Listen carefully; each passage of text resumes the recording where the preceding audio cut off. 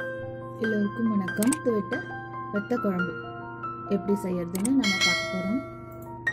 யூஸ்வலாகவே நம்ம வெத்த குழம்புக்கு அரைச்சி விட மாட்டோம்.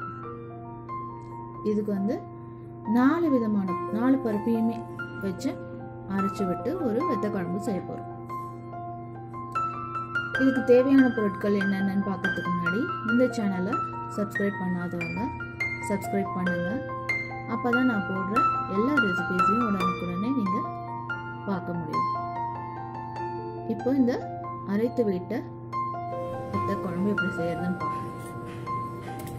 இதுக்கு துவரம்பருப்பு, கடலைப்பருப்பு, பாசிப்பருப்பு, உளுத்தம் பருப்பு எல்லாமே 1.5 டீஸ்பூன் எடுத்திருக்கேன். வெந்தயம், மிளகு, அப்புறம் தனியா எல்லாமே 1.5 டீஸ்பூன் எடுத்திருக்கேன். புளி எலுமிச்சை அளவு கரைச்சி விட்டுருக்கேன்.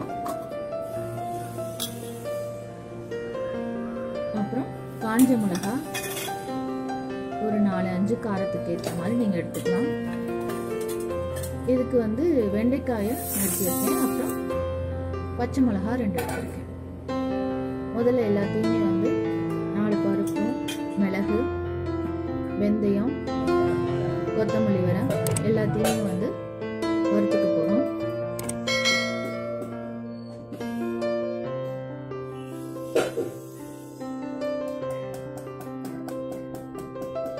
கொஞ்சம் பெருங்காயம்,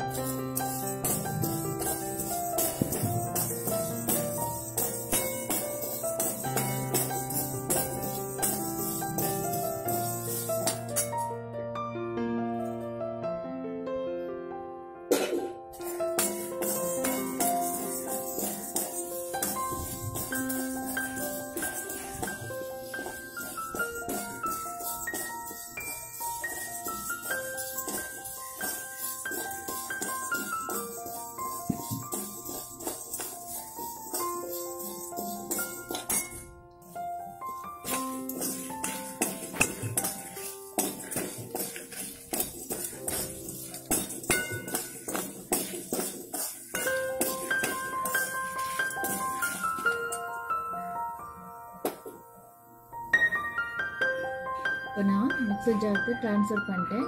கொஞ்சம் கூல் ஆனதுக்கப்புறம் அரைச்சிடலாம்.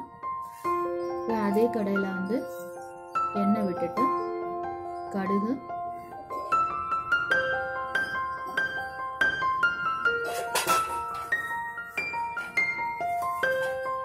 கடுகு வெடிச்சதும்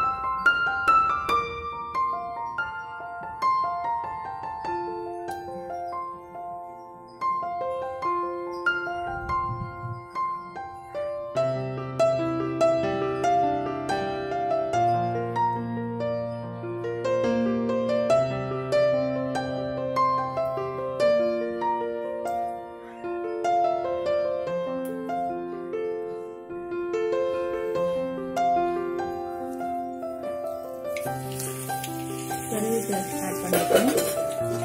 இதுக்கு நீங்கள் கத்திரிக்காய், முருங்கைக்காய் ரெண்டுமே ஆட் பண்ணிக்கலாம். நான் இங்கே வெண்டைக்காய் சேர்த்துருக்கேன். வெண்டைக்காயும் பச்சை மிளகாயும் போட்டு நல்லா வதக்கணும்.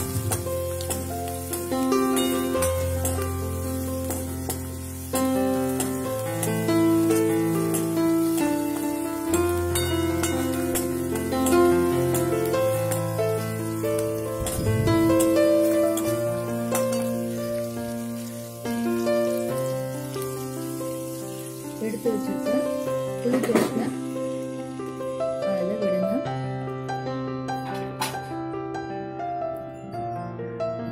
சிறிதளவு தேவைக்கேற்ப உப்பு,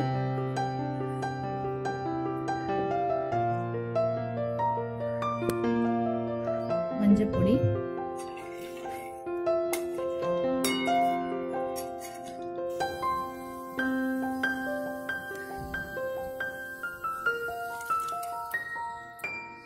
அப்புறம்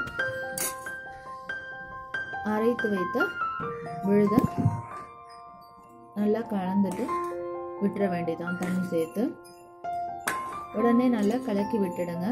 இல்லைன்னா அப்படி அப்படியே கட்டி கட்டியாக ஆகிடும். நல்லா கொதிக்கட்டும். கொஞ்சம் கெட்டியானதும் இறக்கிட வேண்டியதான்.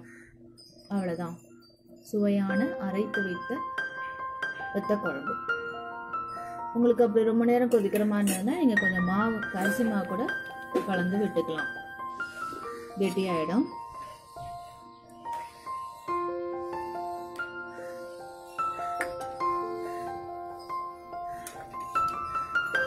ரொம்ப ஈஸியான ரெசிபி.